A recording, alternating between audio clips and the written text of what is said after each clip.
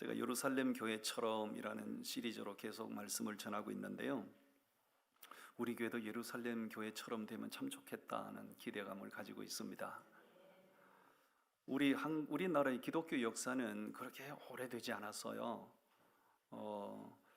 우리나라의 최초로 세워진 교회가 소래교회입니다. 소래교회. 지금 사진으로 보여드리고 있는데요. 황해도 송천 지역에 있는 소래마을에 세워졌다 해서 소래교회입니다. 지금의 문화적인 이런 환경에서 볼 때 저게 무슨 교회인가 싶지요. 그런데 저 교회가 세워지게 되기까지는 참 가슴 아픈 사연이 많아요. 서상윤 서경조 형제가 중국에 건너가서 복음을 듣고 돌아와서 이제 저 교회를 세우게 됐는데, 서상윤 서경조 가족 사진 띄워주세요. 네, 서상윤 옆에 있는 동생 서경조 씨인데요. 이 인상이 별로 은혜스럽지 않죠. 왜냐하면 이 사람은 원래 하는 일이 밀수꾼입니다. 밀수꾼. 홍삼을 갖다가 내다 팔고, 압록강 건너서 가서 내다 팔고, 가지고 들어오면 안 되는 돈이 되는 밀수품을 가지고 와서 팔고, 그렇게 해서 부를 축적했던 사람이에요. 이분이 이제 늘 그런 일들을 하고 살았는데, 어느 날 고려 압록강을 건너서, 고려문은 지금으로 말하면 신의주를 마주대하고 있는 중국 땅 단동입니다. 단동. 그 고려문이라고 해요. 그 고려문에 이제 여느 때와 같이 그렇게 돈벌이를 하러 갔는데, 이분이 원인을 알 수 없는 병을 앓게 되지요. 점점 사경을 헤매고 있을 때, 그때 마침 그 고려문에는 영국 성소공회에서 파송받은, 우리 조선의 선교를 바라고 파송받은 훌륭한 선교사님 한 분 계셨어요. 그분이 존 로서 선교사님입니다. 이분은 영국에서 과대학을 나온 훌륭한 의료 선교인이에요. 조선 선교를 바라고 있는데 마침 이분들이 와서 서상윤 씨가 사경을 헤맨다는 소식을 듣고 그 선교사님을 통해서 고침을 받아요. 고침을 받고 나서 그동안에 해왔던 밀수업을 다 청산하고, 그 이전에 그 고려문에서는 우리나라 최초의 순교자인 백홍준, 김진기, 이성하라는 분이 그 당시 우리 조선의 제일 똑똑한 청년들이었어요. 이분들을 이제 존 로서 선교사님을 만나서 우리말 성경 번역 작업을 계속하고 있었죠. 그 최초로 우리말 번역된 성경이 누가복음인데요. 나중에 이제 서상윤 씨가 그렇게 해서 선교사님을 만나서 예수님을 영접하고 세례를 받았어요. 자기가 하던 일을 다 이제 끊어버리고 그 우리말 성경 번역된 성경 400권을 가지고 들어와서 그 성경을 반포를 하다가 적발이 되지요. 이 서상윤 씨가 지명수배를 받습니다. 지명수배를 받자 이분이 도저히 피신을 할 수밖에 없었어요. 그래서 자기 동생 서경조를 데리고 자기 외갓집이 있는 황해도 송천 땅으로 피신을 갑니다. 그 외갓집 마을이 송천 땅에 있는 소래마을인데, 지명수배를 받은 입장이기 때문에 숨어 지내야 당연한데, 이 형제는 용감하게 매일 나가서 축구 전도를 해요. 예수 믿어야 우리 민족이 희망이 있습니다. 예수 믿어야 구원받습니다. 그 마을 전체를 다 복음화를 시켜요. 그렇게 해서 우리나라 최초로 세워진 교회가 아까 보여드린 그 소래 교회입니다. 할렐루야. 그러니까 우리 조선의 최초 교회는 선교사님이 들어와서 세운 교회가 아니고 밖에 나가서 복음을 들은 우리나라 사람이 자체적으로 세운 교회죠. 그 다른 나라 선교 역사와는 좀 달라요. 그럼 우리가 지금 마산 창원 지역에 살고 있는데, 우리 지역의 최초의 교회는 어느 교회인지 혹시 알고 계시는가요? 네, 그렇습니다. 문창교회입니다. 문창교회. 지금 사진 보여드리고 있는데요. 옛날에 원래는 문창교회가 아니라 마산포교회입니다. 마산포교회. 이 교회, 이 사진은 석조 건물로 되어 있잖아요. 저게 1920년대 사진이에요. 우리나라 일제 강점기하에 있을 때 그 당시에 저런 석조 건물로 예배당을 지었다는 건 엄청난 거예요. 그 문창교회가 세워진 것도 호주 선교부와 영국 성소공회가 함께 협력을 해서 저 예배당을 세운 거예요. 호주의 조셉 데이비드 선교사님이 이 지역에 복음 전하러 왔다가 이 지역에 도착해서 이튿날 죽죠. 전염병이 찬거리 죽어요. 그 안타까운 소식을 듣고 호주 빅토리아 장로교회 청년 대학생들이 300명이 조선의 선교사로 헌신해서 왕창 들어와요. 그들이 들어와서 이 마산 땅, 진주, 창원 이 땅에 복음을 전하다가 자기 나라로 돌아간 친구도 있지만 여기서 죽어 이 땅에 묻힌 호주 청년들이 많죠. 여하튼 이 지역의 최초의 교회는 문창교회예요. 문창교회 하면 아주 유명하기로 주기철 목사님이 이 문창교회를 시모하시다가 평양에 청빙받아 가셨죠. 평양에 가셔서 선교를 하셨는데 안타깝게도 문창교회는 주기철 목사님이 떠나신 이후에 지금까지 계속 끊임없는 분열을 거듭하고 있지요. 안타깝습니다. 자, 그럼 우리나라 최초의 교회는 소래교회, 우리 지역의 최초의 교회는 문창교회. 그럼 이 지구촌의 최초의 교회는 무슨 교회죠? 예루살렘 교회입니다. 할렐루야. 예루살렘 교회는 누가 세운 교회죠? 하나님이 세우신 교회입니다. 아멘.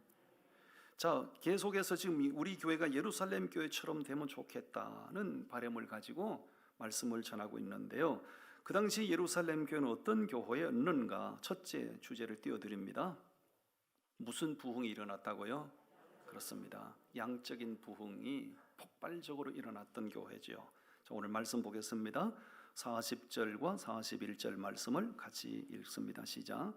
또 여러 말로 확정하며 권하여 이르되 너희가 이 패역한 세대에서 구원을 받으라 하니 그 말을 받은 사람들은 세례를 받으며 이날의 신도의 수가 3,000이나 더하더라. 아멘. 오순절날 성령이 마가의 다락방에 기도하는 성도들에게 성령이 충만하게 임하셨어요. 성령 받은 사람들 가운데 베드로가 나서서 처음으로 메시지를 선포했지요. 교회 역사상 최초의 설교는 베드로가 선포한 설교입니다. 거기 모였던 수많은 유대인들을 대상으로 베드로가 선포한 설교는 대단히 복음적인 설교였어요. 내용이 뭐였죠? 하나님이 구원자로 보내신 예수를 너희들이 십자가 못 박아 죽였다. 너희들이 죽인 그 예수를 하나님이 다시 살아나게 하셨다. 부활하게 하셨다.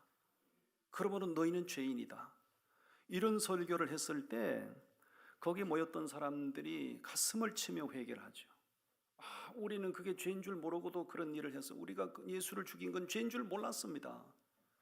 우리가 예수를 십자가 못 박아 죽이는 것은 하나님께 대한 충성인 줄 알았는데 그것이 죄였군요. 우리가 그럼 어떻게 하면 되겠습니까? 그럴 때 베드로가 회개하세요. 회개하시면 죄 사함을 받습니다. 베드로가 설교를 했어요. 그 설교를 듣고 몇 명이 영접하고 세례를 받았다고요? 그렇습니다. 3,000명이 예수를 영접하고 세례받는 역사가 일어났어요. 이거는 기독교 2000년 역사 가운데 전무후무한 역사예요. 전무후무한 역사예요. 그건 베드로가 설교를 잘해서 그런 역사가 일어난 게 아니고 하나님께서 역사하신 결과인 줄로 믿습니다. 예루살렘 교회가 그렇게 양적으로 성장하고 폭발적으로 성장하는 것은 매우 중요합니다.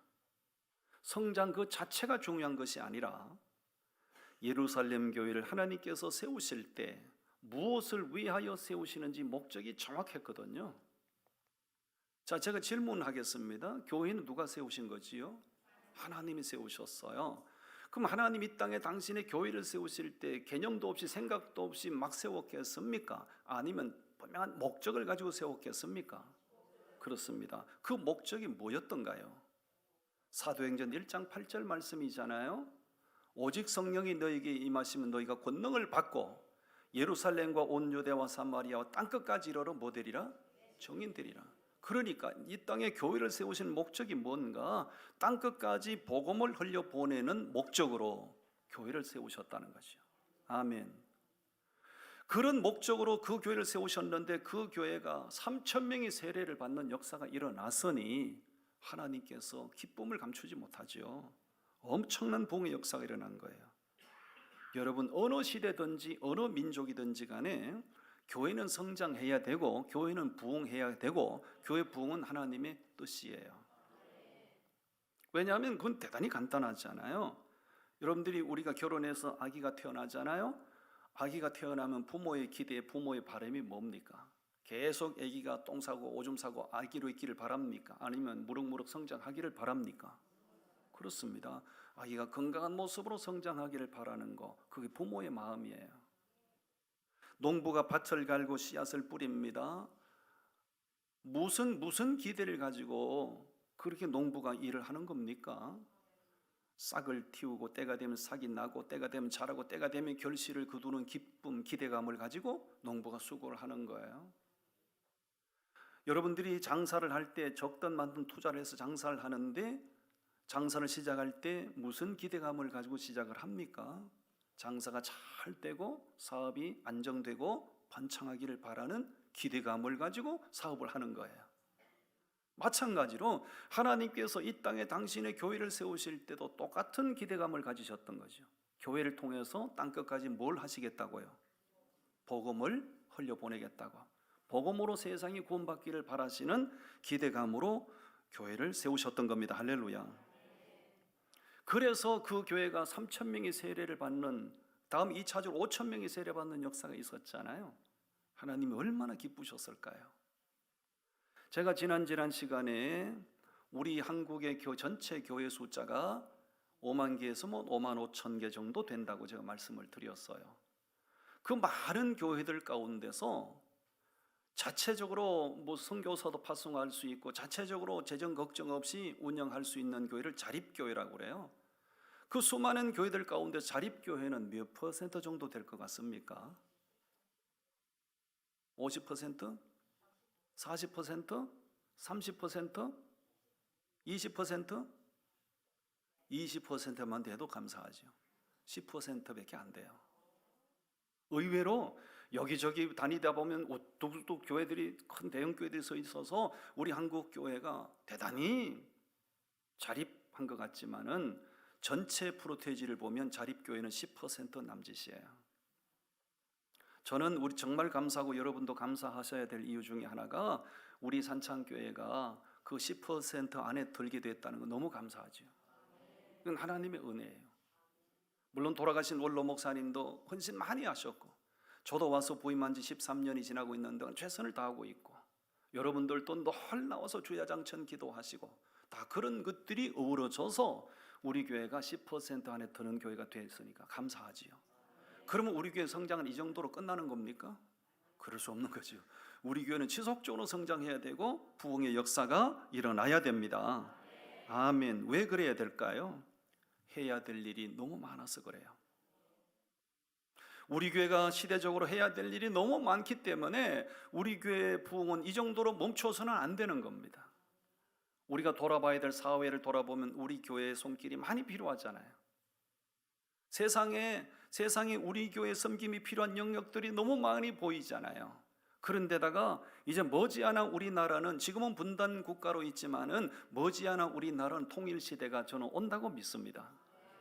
통일 시대를 우리가 또 준비를 해야 되고 지금은 우리는 복음을 받아들여서 미전도 종족을 면했지만은 이 지구촌에는 아직도 복음이 필요한 미전도 종족들이 너무 많거든요. 어떤 사람들이 어떤 교회가 그 수많은 미전도 종족들에게 달려가서 섬겨야 되나요? 복음을 전해야 되나요? 자립교회들이 그거 해야 되는 거예요. 그 사명을 감당하고 그 책임을 감당하기 위해서 우리 교회는 끝이 없이 부흥해야 되고 끊임없이 성장하고 부흥해야 됩니다. 할렐루야. 아멘. 돌아가신 김우중 대우그룹을 창업하셨던 김우중 회장님이 세계는 넓고 뭐가 많다? 할 일은 많다. 어쩌면 그분이 그렇게 귀한 말씀하셨는지 몰라. 세계는 넓고 할 일이 천지백갈이라. 아멘. 옆 사람 격려합시다. 세계는 넓고 할 일이 천지백갈입니다. 누가 해야 됩니까? 누가? 세상적인 일은 세상 기관이 하면 되지요. 경제적인 것은 대기업들이 하면 되겠지요. 그러나 복음을 듣지 못한 미전도 종족들에게 그 복음을 누가 흘려보낼 수 있습니까? 청와대가 할 수 있습니까? 국회가 할 수 있습니까? 그거는 교회가 그 사명을 감당하는 거예요. 교회가 아니면 미전도 종족들에게 복음을 흘려보내는 일을 할 수가 없어요. 그 사명, 그 책임을 감당하기 위해서 예루살렘 교회처럼 우리 교회는 부흥해야 됩니다. 여러분, 흐르는 물은 이끼가 끼지 않아요. 고인 물은 이끼가 끼고 더 고이다 보면 썩은 물이 되는 거예요. 공기가 순환이 되면 공기가 탁하지 않습니다. 순환이 되면 공기가 신선합니다. 마찬가지로 우리 교회가 고인 물처럼 되면 안 되는 거예요. 늘 영적 기류가 순환이 되는 교회가 돼야 되는 거예요. 아멘, 아멘. 그런 교회가 되기 위해서는 우리가 절대적으로 목회자의 가슴 속에도, 성도 여러분들의 가슴 속에도 하나님의 꿈과 하나님의 비전이 펄펄 끓어올라야지요. 아멘.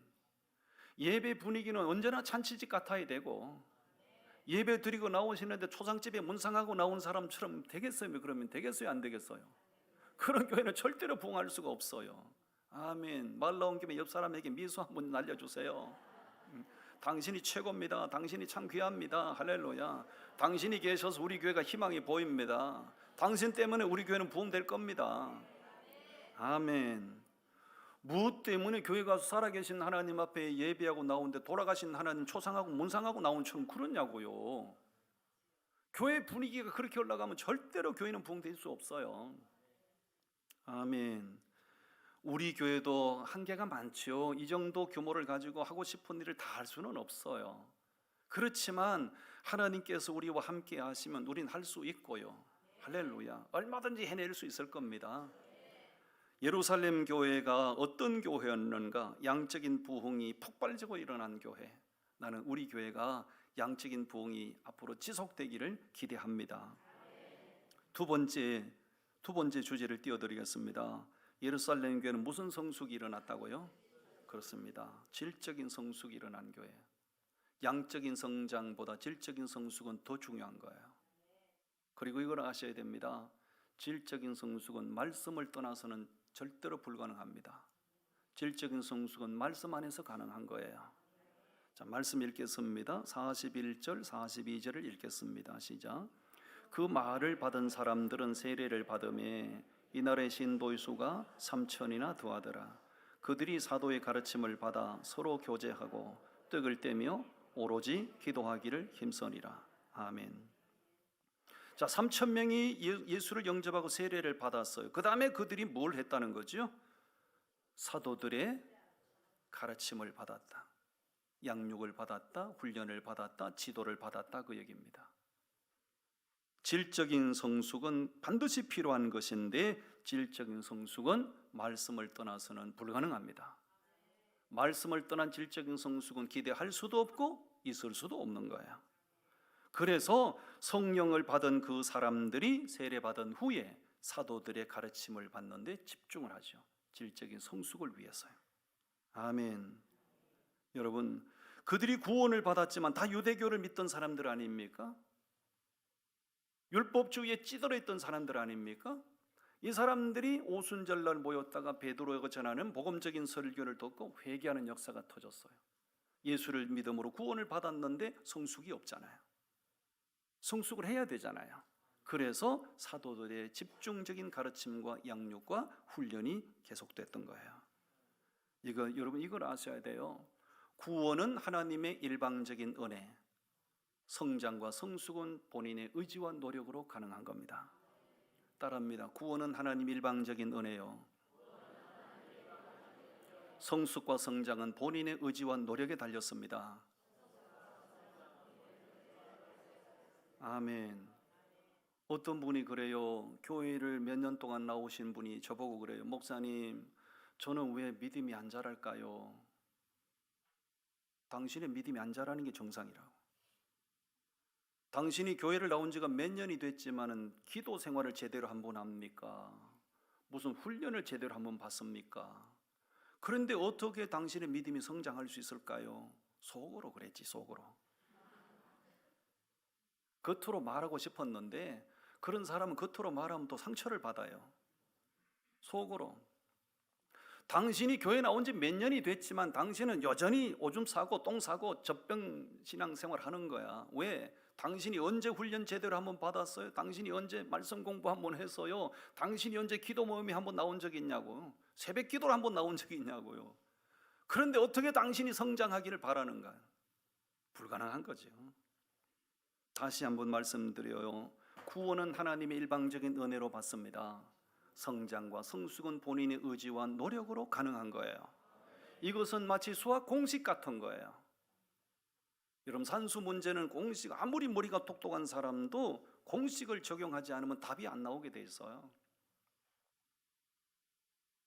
이 수학 공식과 같은 이 논리를 오늘날 많은 성도님들이 간과를 하다 보니 신앙이 성숙하지를 못하는 거예요.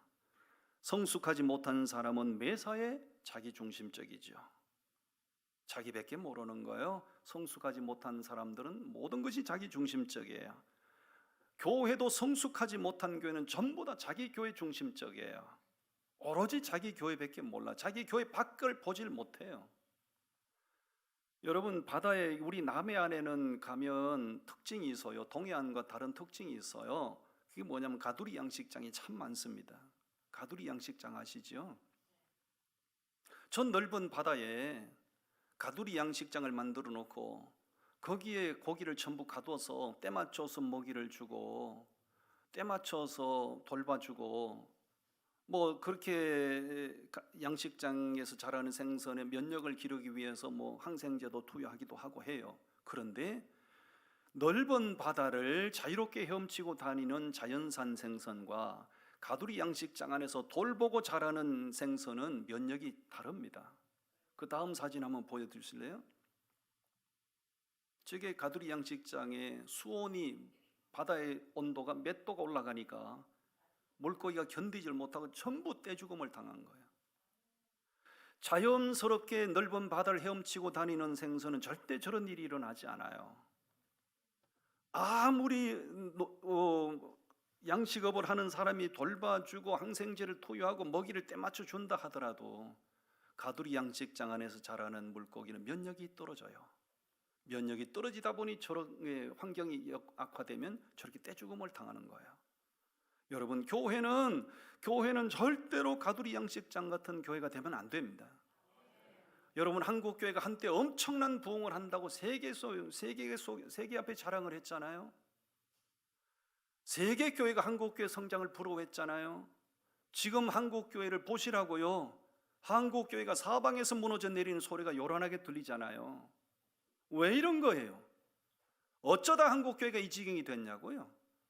전부 다 목사님들마다 목회자들마다 자기 욕심에 사로잡혀 자기 영웅주의에 사로잡혀 전부 다 가두리 양식장 같은 목회를 지향하다 보니 교회가 열악한 환경을 버텨내지를 못하는 거예요.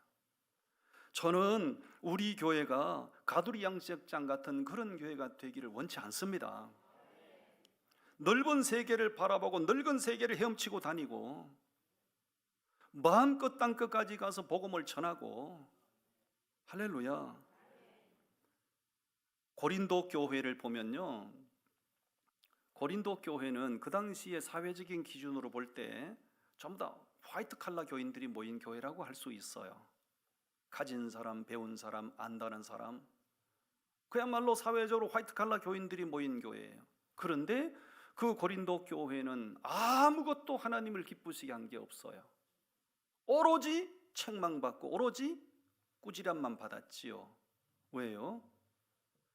전부 다 교회 안에서 내가 왕노릇하고 내가 유명해져야 되고 내가 리더가 돼야 되고 자기가 머리 노릇하려고 그러고 전부 다 가두리 양식장 같은 교회를 지향했기 때문에 그런 거예요. 화이트 칼라 교인들이 모이면 뭐합니까? 부자 교인들이 모이면 뭐하냐고요. 여러분, 성도님들이, 목회자로부터 성도님들이 영적인 면역이 길러져야 돼요. 아멘. 절대적으로 자기 교회, 자기 중심적인 신앙생활에서 벗어나야 되지요. 성도님들 가운데 말하는 걸 들어봐도 오로지 자기 중심, 기도하는 내용을 들어봐도 전부 자기 한계, 자기 밖에 몰라. 고통하는 세계를 보고 기도 좀 하시라고요. 과거에 우리 조선같이 비참한 미전도 종족들을 좀 믿음의 눈으로 좀 바라보시라고요.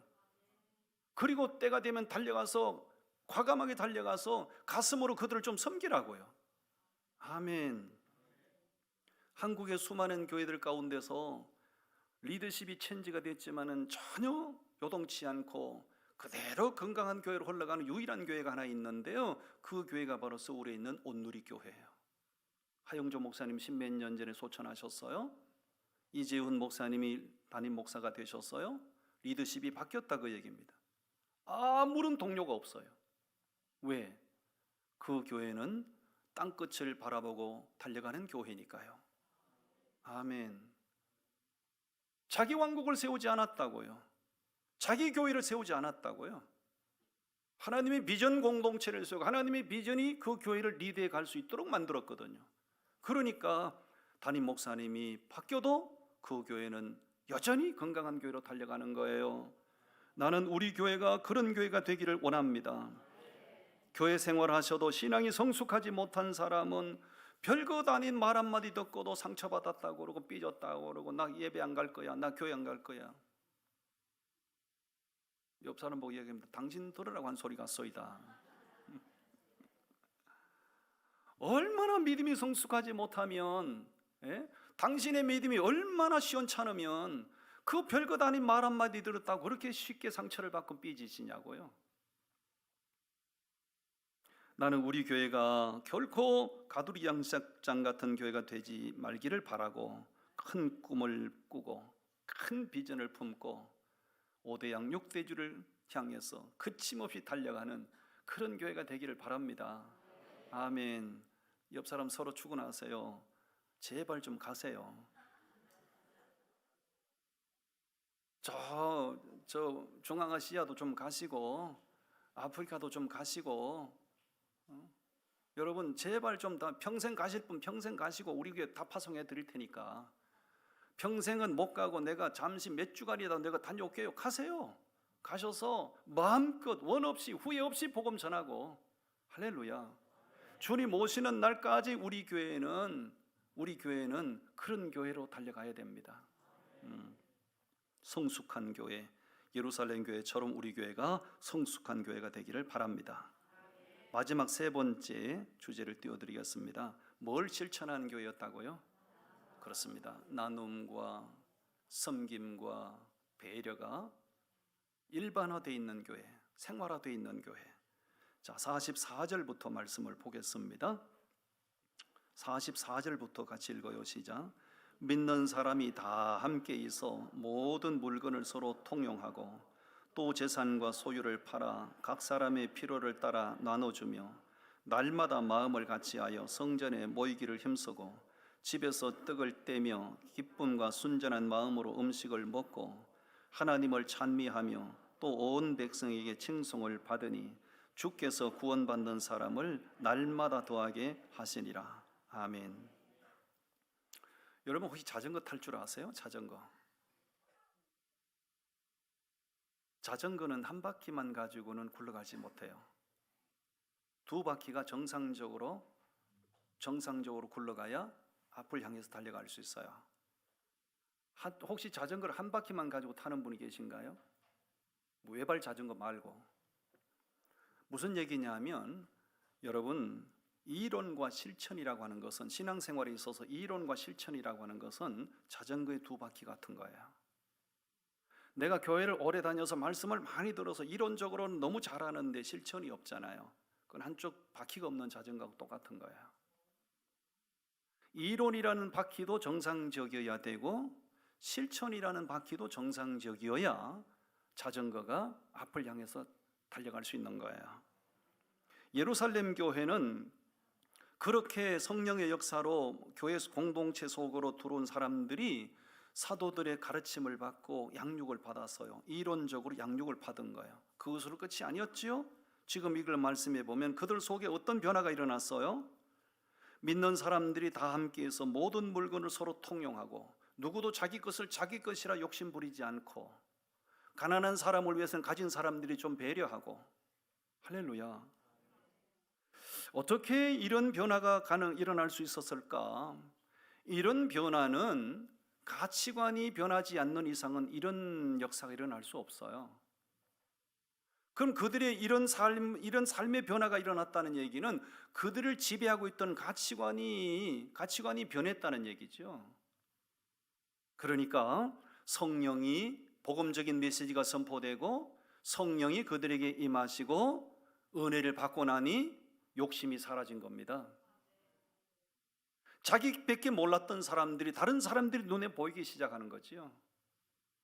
끊임없는 자기 것을 챙기기에 바빴던 사람들이 다른 사람에게 나눠주기를 실천하는 거지요. 그래서 예루살렘 교회는 너무나 멋진 교회였어요. 아멘. 교회를 바라보는 세상 사람들의 시선이 매우 예리하죠.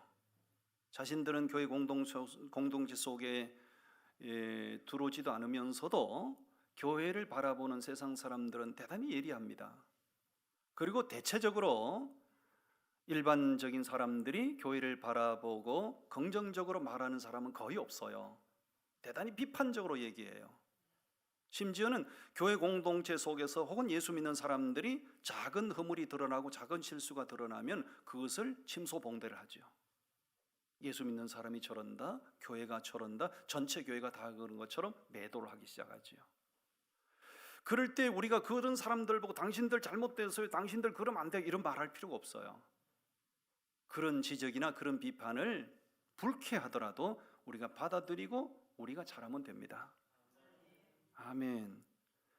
그렇게 교회를 비판하고 그렇게 예리하게 지적을 하는 것은 교회에 대한 세상의 기대치가 높아서 그런 거거든요.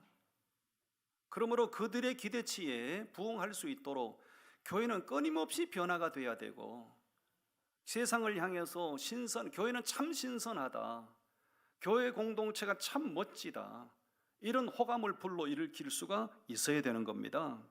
아멘. 이론적으로 아무리 말씀으로 박식해도 신앙이 실천적인 신앙이 되지 못하면 세상 사람들로부터 그렇게 좋은 평가를 받기가 쉽지 않아요. 우리가 변해야 됩니다. 우리가 지난 8월 달인데 여러분 혹시 다 보셨나 모르겠어요. 온라인 커뮤니티를 뜨겁게 달궜던 감동적인 기사가 있어요. 우산천사라고 혹시 보셨습니까? 우산천사.